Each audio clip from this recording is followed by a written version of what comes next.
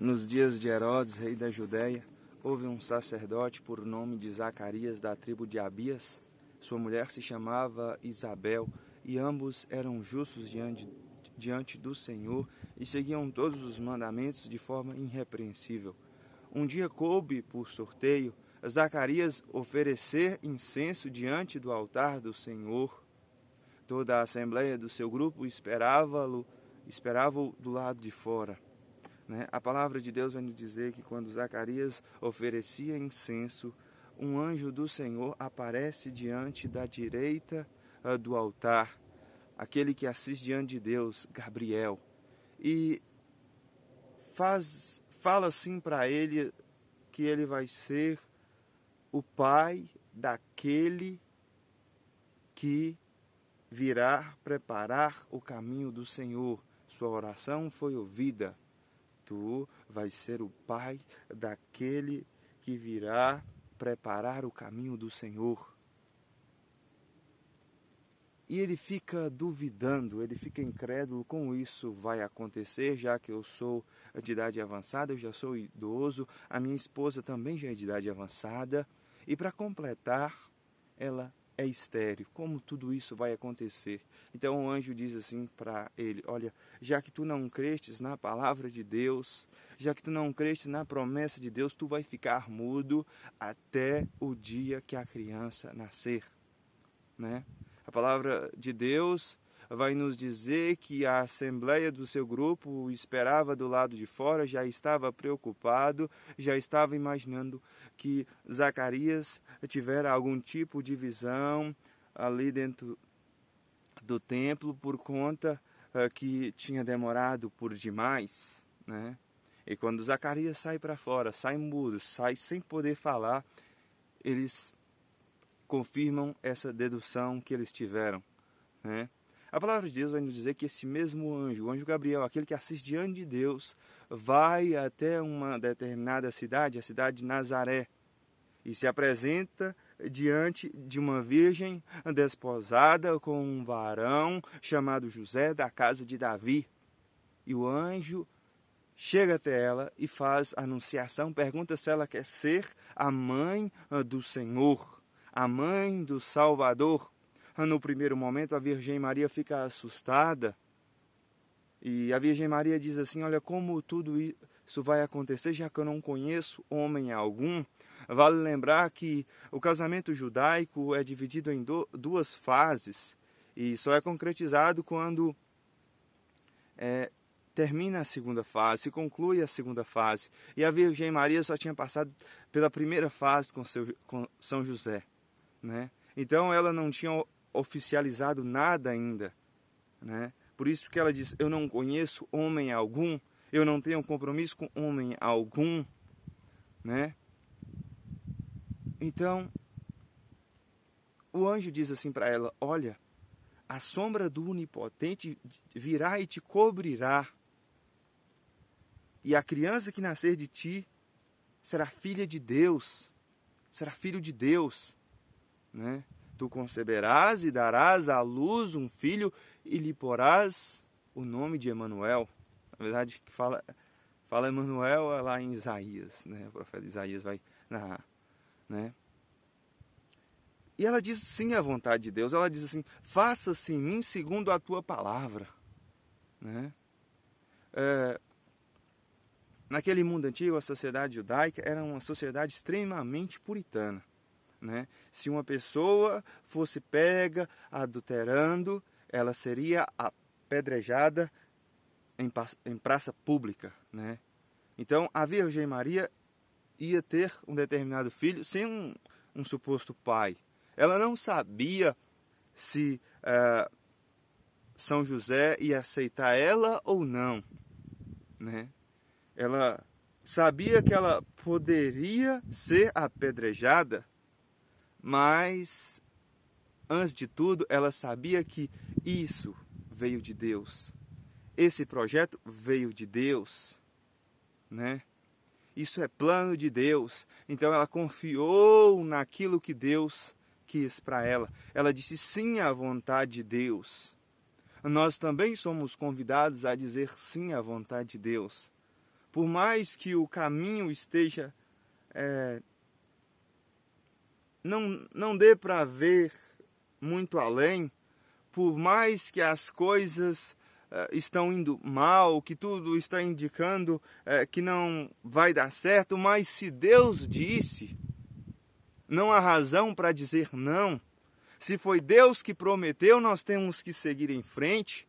Se foi Deus que prometeu, não há erro. Porque Deus é o Senhor de todas as coisas. Filipenses, no capítulo 4, no versículo 37, vai dizer: tudo posso naquele que me fortalece. Né? Então o anjo diz assim para ela: olha, a sua prima, a sua parenta Isabel, aquela que era tida por estéril, já está no 6º mês de gravidez. E o anjo vai dizer assim no capítulo de número 1, no versículo de número 37, no Evangelho de São Lucas: porque para Deus nada é impossível.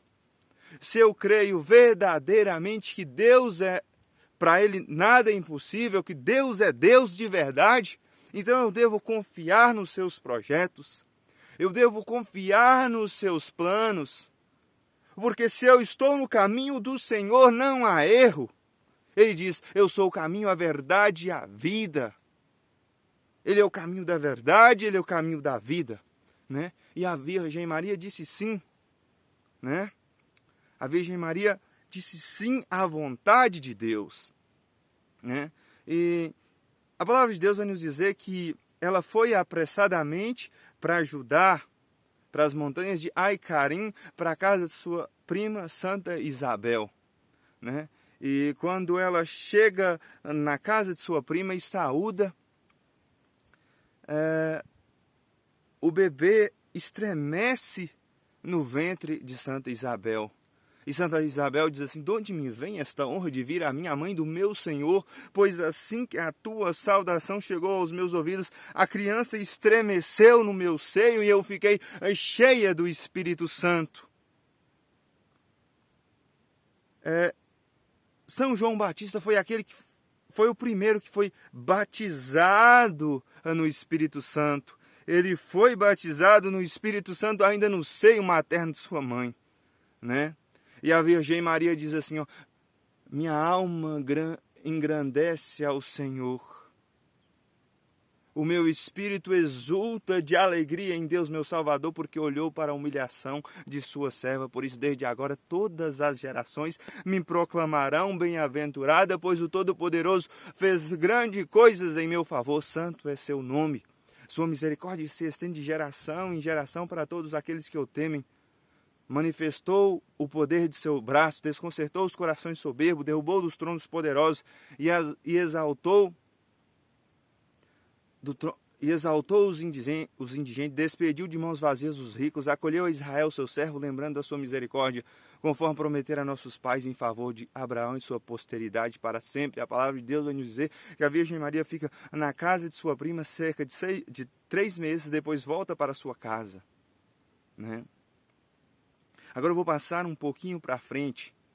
Quando a Virgem Maria já está nos dias de dar à luz, o imperador César Augusto abre uma lei, faz uma determinada lei para que todo o povo fizesse um recenseamento, cada um na sua terra. Né? Como José era da casa de Davi, ele tinha de fazer o recenseamento em Belém. Lembra quando o profeta Samuel vai até a casa de Jessé, pai de Davi, para ungí-lo rei, né? Primeiro vem todos os mais velhos, depois só por último é encontrado aquele que vai ser o rei de Israel, né? O grande rei Davi, né? São José, descendente de Davi, né? Então, a Sagrada Família vai até Belém, né? E chegando na cidade, na pequena cidade de Belém, eles não encontram uma hospedaria, não encontram um local para repousar, para descansar, porque todos vieram à cidade. Né? Muita gente foram à cidade para fazer o determinado recenseamento. Né? E não encontrando hospedaria, não encontrando a casa de alguém, de um familiar, de um amigo, eles vão para um determinado local que se cuida de animais, né? Um curral, digamos assim, né? Então, a criança nasce ali. O Senhor e Salvador nasce ali. Nasce numa manjedoura, de uma forma simples, né? Para nos dizer que nós não devemos nos sobressair diante das outras pessoas, porque muitos de nós que nos encontramos numa classe social maior do que as outras, nós nos achamos superiores, nós achamos maior do que os outros, nós muitas das vezes passamos por cima dos nossos próprios escrúpulos, né? Quando o Senhor, o Rei dos Reis, nasce de uma forma humilde, nasce de uma manjedoura, o Senhor dos Senhores, aquele que é dono de tudo, dono dos céus, dono da terra, aquele que rege todas as coisas em nossa volta, nasceu de uma forma simples, né? A palavra de Deus me garante que um determinado anjo aparece para uns determinados pastores que fazia a vigília da noite, cuidando do seu rebanho, e diz toda essa maravilha, diz para eles toda essa maravilha que tinha acontecido, né? Que o Senhor e Salvador tinha nascido, né? E falam para eles seguir a estrela, para que eles pudessem chegar e contemplar a maravilha de Deus. No Evangelho de São Marcos vai nos dizer que eles levaram incenso, mirra e ouro para presentear o menino Deus, né? A criança, o nosso Senhor e Salvador tinha nascido, né? Era um momento de alegria, era um momento de felicidade, né?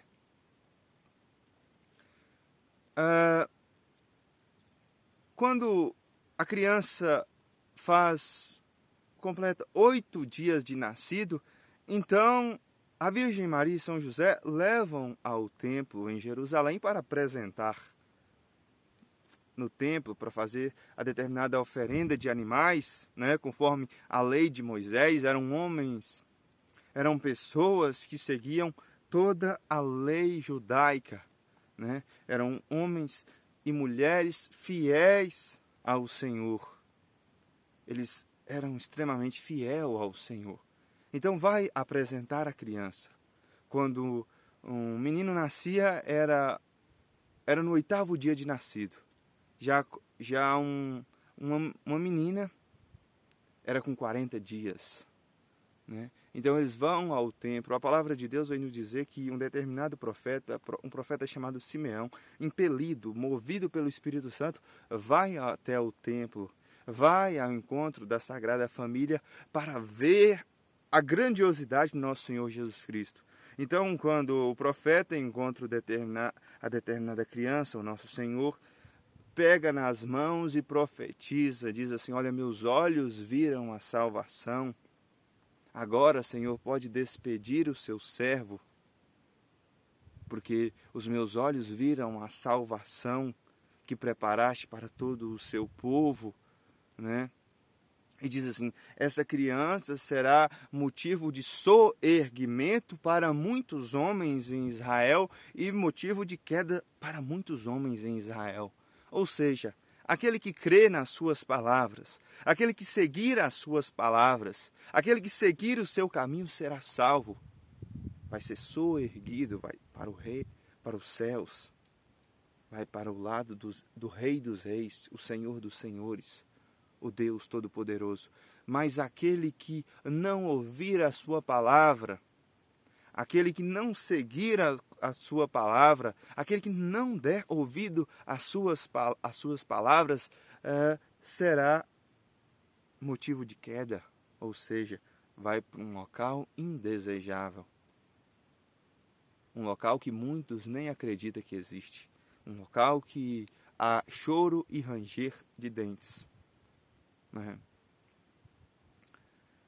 E o profeta Simeão profetiza outras coisas. Fala para a Virgem Maria: e uma espada de dor transpassará sua alma, né? E ali também no templo em Jerusalém, eles encontram uma mulher piedosa, uma mulher extremamente de Deus, que servia no templo noite e dia com jejuns e orações.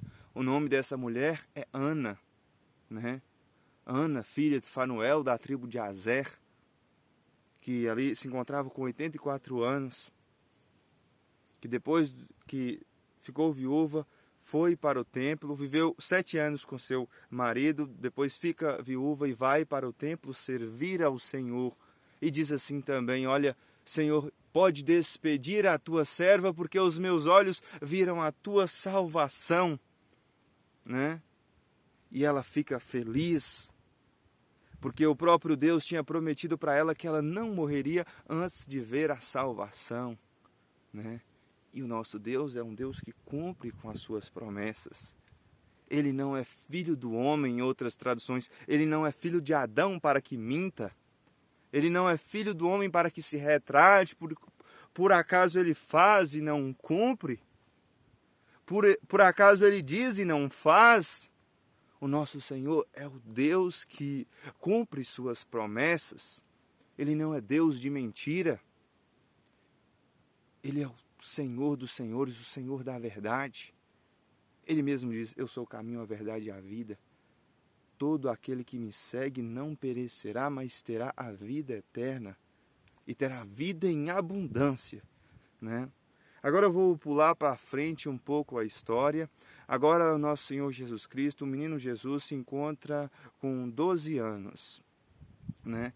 A palavra de Deus vai nos dizer assim que todos os anos a Sagrada Família ia para a festa da Páscoa em Jerusalém, né? Todo ano seguia as normas, seguiam as leis certinho, seguia a tradição certinho. E quando a criança completa 12 anos de nascido, não é diferente. Eles vão para Jerusalém, eles saem de Nazaré e vão para Jerusalém, né? E quando acabam a festa, São José e a Virgem Maria voltam para Nazaré, mas eles descuidam e acabam esquecendo a criança ali no templo, né? Ali em Jerusalém. Porque a sociedade judaica naquele tempo era uma sociedade extremamente puritana, né? Homem não andava com mulher, né? Andavam as caravanas, né? Mulher com mulher e homem com homem. E como o menino Jesus tinha apenas 12 anos, tanto faz se ele fosse viajar com os homens ou com as mulheres, né? E São José pensou que Jesus vinha com a caravana de sua mãe, a Virgem Maria, e a Virgem Maria do mesmo jeito. Pensou que o menino Jesus, o seu filho, viesse na caravana de seu pai adotivo, São José, né? E a palavra de Deus vai nos dizer assim que quando eles estavam com um dia de caminhada, eles dão por conta, na linguagem aqui nossa da roça, dão por fé que a criança tinha se perdido. E eles voltam para Jerusalém. Fica mais um dia procurando ali na cidade de Jerusalém. E só no terceiro dia encontra a criança no templo, discutindo, né, respondendo àqueles doutores, e todas aquelas pessoas que estavam ali se admiravam com as suas respostas, né? Se admirava com o seu discurso, mesmo com a sua própria idade. Ele conhecia muito bem a lei, ele conhecia muito bem a Sagrada Escritura, né? E a Virgem Maria chega e se encanta, São José se encanta e chega até ele e diz assim, olha, o que fizestes, meu filho? Eu e teu pai estávamos preocupados à tua procura, estávamos aflitos à tua procura. Então Jesus diz assim, olha, não sabeis que eu devo ocupar das coisas do meu pai? Então a Virgem Maria não compreende, mas ela fica em silêncio e guarda todas aquelas coisas em seu coração, né? Então a palavra de Deus continua, diz que eles voltam para Nazaré e a criança cresce em estatura, em graça, né? E em obediência, né? E a Virgem Maria guarda todas aquelas coisas no seu coração, né? Tudo isso eu disse para vocês para que vocês pudessem entender um pouco da grandiosidade do nosso Senhor Jesus Cristo, da grandiosidade do nosso Deus Todo-Poderoso, né? E também da grandiosidade da Virgem Maria, que infelizmente muitos de nós não compreendemos, né? Porque nós somos grandes como quando nós somos pequenos. Nós só somos grandes quando nós reconhecemos que somos pequenos. Nosso Senhor Jesus Cristo disse assim, ó, quem quer ser o primeiro, que seja o último. Quem quer ser servido, que comece a servir, né? E a Virgem Maria foi esta mulher, aquela que de fato carregou o rei na barriga, nunca quis sobressair diante das situações, né? Nunca quis ser exaltada, né? Sempre soube o lugar dela, sempre soube que ela é uma serva, apenas uma serva fiel de Deus. Mas por conta que ela reconheceu a sua pequenez, Deus o elevou e ela foi proclamada como a rainha de todos os anjos, rainha de todos os santos e também a nossa rainha, né? Que nós também buscamos a santidade, né? Ela é a mulher das mulheres, né? Ela é a rainha das rainhas, ela é a mãe das mães, é a mãe da misericórdia, né? Existe uma tradição na igreja que quando São Lucas, o médico São Lucas, vai entrevistar a Virgem Maria lá na ilha de Patmos, na casa do discípulo amado, São João Evangelista, que São Lucas, ele sendo médico, ele tendo esse intuito, essa inclinação de querer saber todos os detalhes, né? Ele quer saber tudo sobre a vida da Virgem Maria, dos acontecimentos que aconteceu nos seus relatos de campo, né? Tudo da sua vida cotidiana, mas a Virgem Maria diz, não, eu só vou falar sobre o meu filho, né?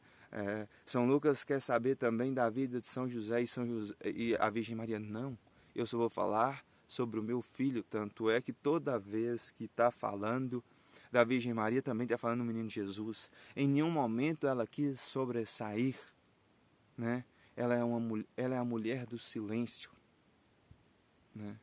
Ela é a mulher amorosa, a mulher que sabe de fato exaltar o Deus Todo-Poderoso, né? Que não quer honras para ela, que não quer glórias para ela. E nós também temos que ser assim. Nós também temos que seguir os passos da Virgem Maria. Nós também temos que fazer silêncio. Claro que há momentos em que você deve levantar a voz, mas também há momentos que você deve fazer silêncio, né? Faça silêncio diante das injúrias contra você, né? Mas quando você vê uma injúria diante da outra pessoa, levante a voz. Quando você vê uma coisa errada, algo que de fato não é uma norma da Santa Igreja, levante a voz, não aceite a injustiça. Mas se é contra você, se é um insulto contra você, faça silêncio, faça como a Virgem Maria, né? A Virgem Maria é o ser humano que deu certo, aquela que de fato agradou o coração de Deus. Se não fosse assim, o nosso Senhor não tinha escolhido ela para ser sua mãe, né? Então ela é o nosso modelo, o nosso exemplo. Se eu quero de fato ir para o céu, se eu quero de fato alcançar a santidade, é ela que eu tenho que seguir, né? Ela é a que seguiu o nosso Senhor, ela que aceitou a vontade do nosso Senhor, ela que agradou o nosso Senhor. Então, se eu seguir os seus passos, se eu seguir os seus exemplos, é um fato que eu vou alcançar o céu, né? Então é isso. Louvado seja o nome do nosso Senhor Jesus Cristo e sua mãe Maria Santíssima. Para sempre seja louvado. Agora fiquem com essa paisagem maravilhosa.